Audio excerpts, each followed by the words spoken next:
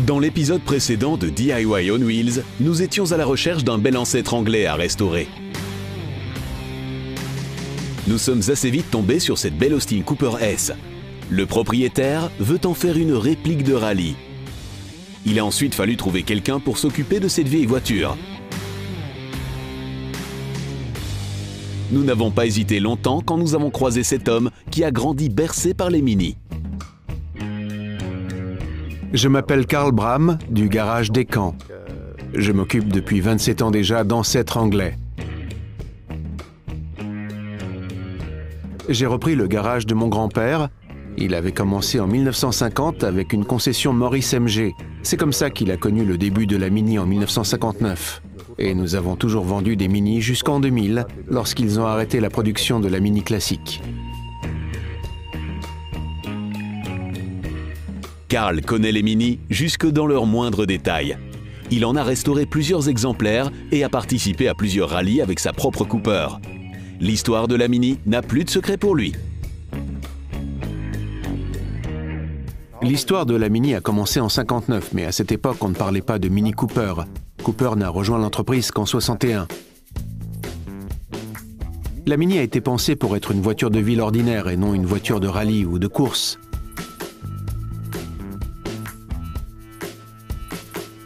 C'est en 1961 que Cooper fait son apparition dans cette histoire. Cooper était au fait un constructeur de voitures de sport.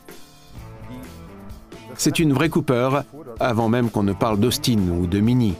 John Cooper avait commencé avec des toutes petites voitures de course avec un moteur de moto monté à l'arrière. Il était entraîné par une chaîne, il fallait donc que le moteur soit à l'arrière. Et c'était sa marque de fabrique. Constructeur de voitures de course avec le moteur à l'arrière. Les pilotes de Formule 1 de John Cooper avaient acheté une Mini pour s'amuser sur circuit. Et c'était génial parce qu'elle avait une tenue de route parfaite. Mais la voiture ne poussait pas et ne freinait pas bien non plus. Ils ont donc demandé à John Cooper, qui avait de l'expérience avec le moteur de la Mini puisqu'il l'utilisait aussi dans la Formule Junior, de booster le moteur. Ils ont dit à John Cooper, mets-lui un moteur comme ça pour voir ce que ça fait. Aussitôt dit, aussitôt fait. Et ça a fait un super petit bolide à conduire, mais qui freinait encore moins bien évidemment. Les freins n'étaient pas du tout adaptés à la puissance du moteur. Il a alors conçu les freins à disque. Avec un bon moteur et de bons freins, la voiture freinait bien et c'était un vrai plaisir de la conduire. Il la comparait à une Formule 1 pour 4 passagers. Il s'est ensuite rendu chez BMC pour présenter son concept chez les patrons de la Mini à l'époque. Il a dit « Il faut en faire une voiture de course ». Mais ils lui ont répondu « Ce n'est pas vraiment notre intention de faire une voiture de course. C'est une petite voiture pour monsieur tout le monde en ville. » « Non, a dit John Cooper, nous allons faire une voiture de course et nous allons gagner des courses et des rallyes avec. » Ils ont fini par dire « Ok, c'est bon, mais il faudra en faire 1000 pour l'homologation et vous n'arriverez jamais à en vendre autant, mais allez-y. » C'est ainsi que l'histoire de la Mini a commencé, même si à ce moment on ne parlait pas de Mini. Il y avait à l'époque l'Austin 7 et la Morris Minor.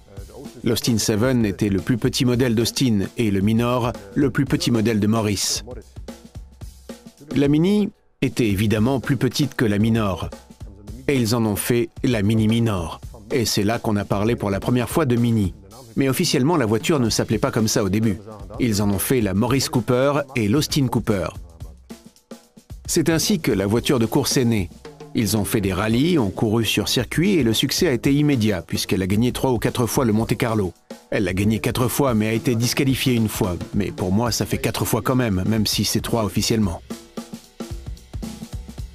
Elle a tout dominé dans les années 60. La Mini était invincible et la meilleure voiture de rallye que vous puissiez avoir à l'époque. Et puis en 1964, la Cooper S a vu le jour, cette voiture-ci. C'était en fait une version spéciale de la Cooper régulière avec un moteur encore plus travaillé pour plus de performance en rallye.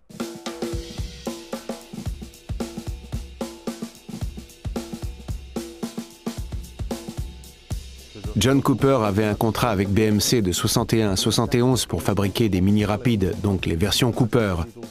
Il s'est chargé du développement et elles ont été fabriquées chez BMC comme la Morris Cooper et l'Austin Cooper. En 71, le contrat arrivait à son terme et n'a pas été renouvelé. Le groupe avait été rebaptisé en British Leyland et n'avait plus besoin de la Cooper. Ils en ont fait la Mini, comme on l'appelle aujourd'hui.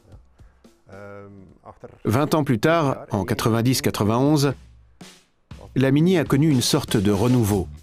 Ils ont de nouveau contacté John Cooper et lui ont demandé s'il pouvait encore associer son nom à la Mini. Il était d'accord et c'est comme ça qu'est née cette voiture en 91.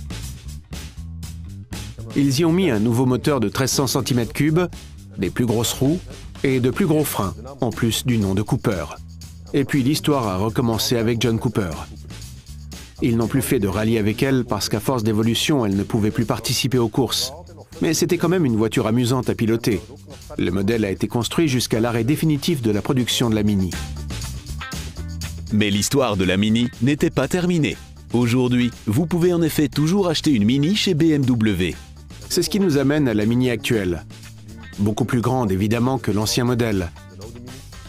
Mais elle répond à toutes les normes de sécurité actuelles, etc. Elle existe aussi en version Cooper S, comme celle que nous allons restaurer. Mais bien sûr avec 50 ans d'écart. Revenons-en à notre Mini à présent. Elle semble en bon état, non? À première vue, ça se présente bien, mais il y a beaucoup de détails que nous allons devoir vérifier. Le moteur, par exemple. Le moteur va subir une révision complète. Ici, vous pouvez également voir la différence de couleur entre le bloc moteur et la culasse. J'imagine qu'on y a déjà travaillé avant. Sans savoir ce qui a été fait exactement, je vais donc tout vérifier et réviser et remettre ça dans la bonne couleur. Pour le reste, oui, ce câble d'accélérateur est beaucoup trop long. Il y aura toujours des détails à revoir, mais tout ce qui est supposé être là y est.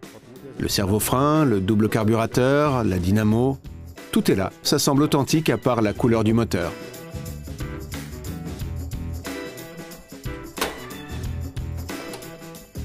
Pour le reste, il y a quelques détails. Le chrome a disparu suite à l'exposition au soleil.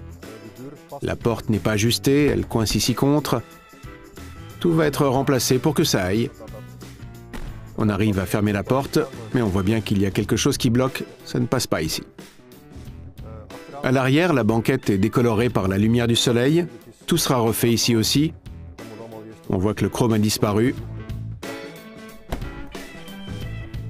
L'intérieur de la voiture a également l'air d'origine en grande partie, mais certains détails méritent d'être vérifiés. Par exemple, le compteur qui est desserré. L'éclairage intérieur ne fonctionne pas. Il manque un morceau de la porte, mais dans l'ensemble, c'est une voiture très saine.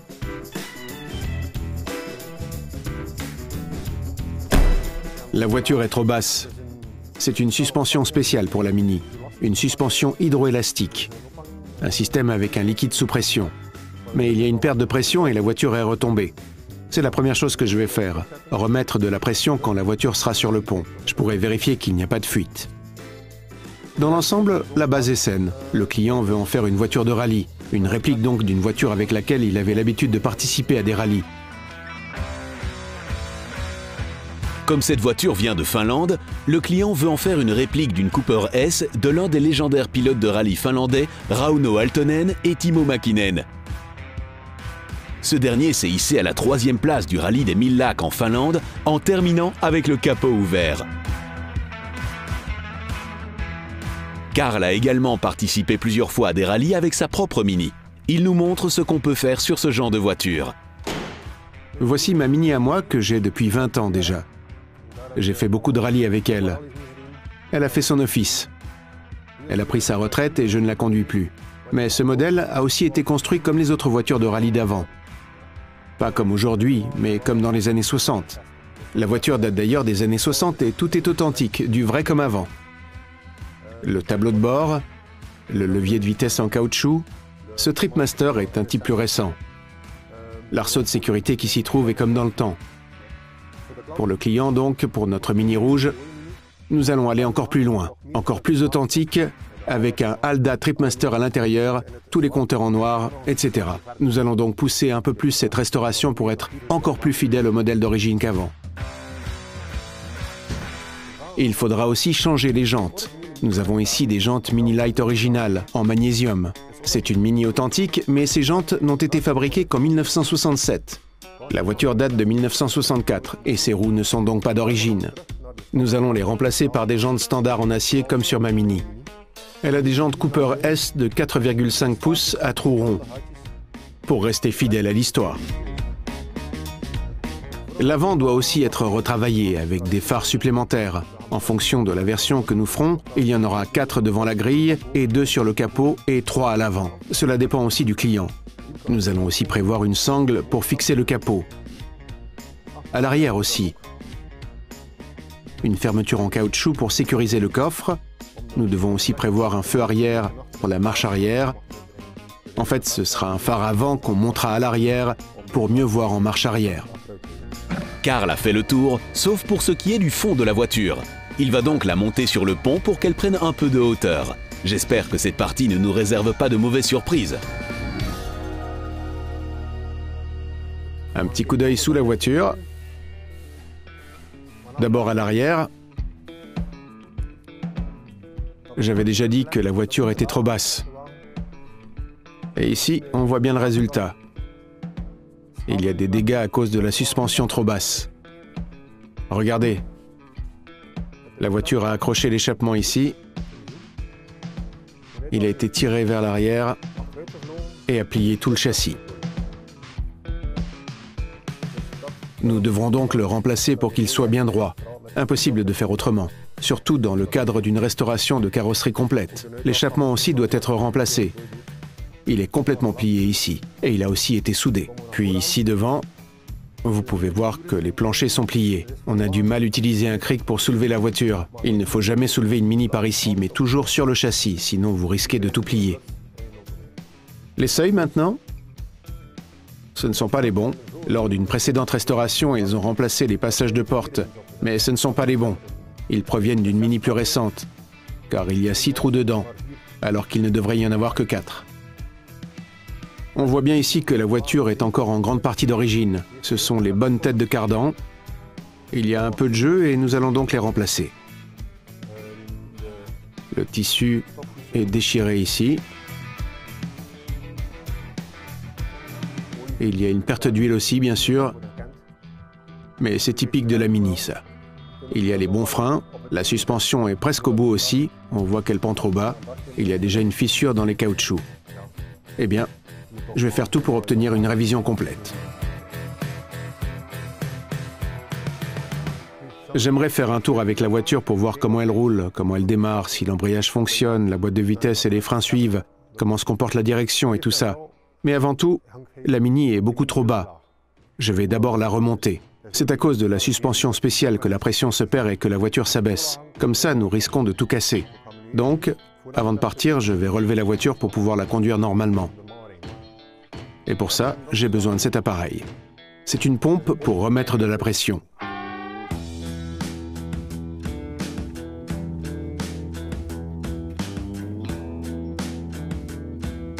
À l'arrière, il y a 2 embouts, l'un à gauche et l'autre à droite. L'avant est relié à l'arrière par ces tuyaux ici et là. Je vais mettre de la pression maintenant.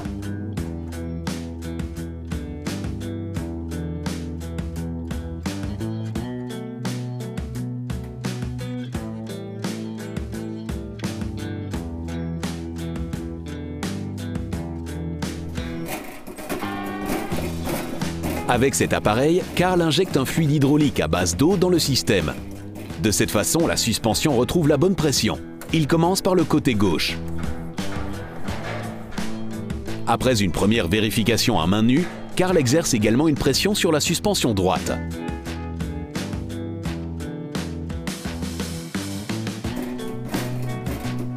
La voiture doit évidemment être au même niveau à gauche et à droite. Donc, Karl laisse un peu retomber la Mini pour contrôler la hauteur. Comment mesurer la hauteur? Pas du sol, mais bien entre la jante et le haut. Ici, j'ai 44 cm.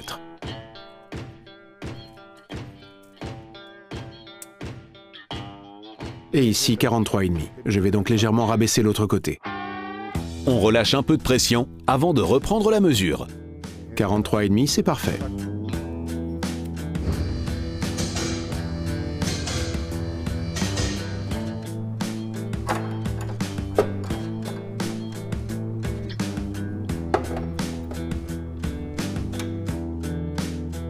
C'est l'heure de prendre la route. Karl connaît très bien la Mini, donc il pourra immédiatement se faire une idée de l'état du moteur, des freins, de l'embrayage et bien plus encore.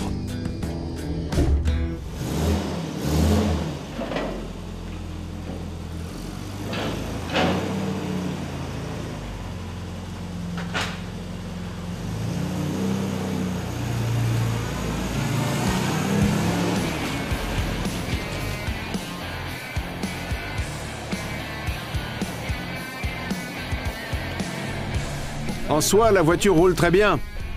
La seule chose qui me frappe, c'est que la pédale d'embrayage est très courte. Ça veut dire qu'il y a de l'air dans le système et qu'il est donc très difficile de changer de vitesse. Elle tourne très bien, une bonne direction. La hauteur est bonne, sans que ça balance. C'est un vrai plaisir de la conduire.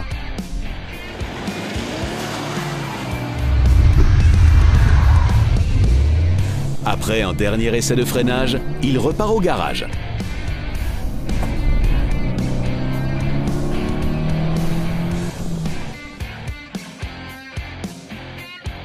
En conduisant, Karl a remarqué que certaines choses n'étaient pas au point. Lorsque le moteur tourne et que la voiture est à l'arrêt, le compte-tours ne fonctionne qu'à moitié et la pression d'huile indique 0. Quand je donne des gaz, la pression s'affiche. Mais elle est trop basse pour un moteur qui fonctionne bien. La température est retombée à 0 aussi pendant l'essai. Lorsqu'on la laisse tourner sur place pendant un quart d'heure, elle chauffe pourtant un peu. Ça veut dire qu'il n'y a plus de thermostat. Le moteur est trop refroidi et n'atteint pas sa température optimale. On va régler ça donc. Il faut aussi réparer le compte-tours, parce que 0 tour c'est pas possible, hein. Soit le moteur tourne, soit il est coupé.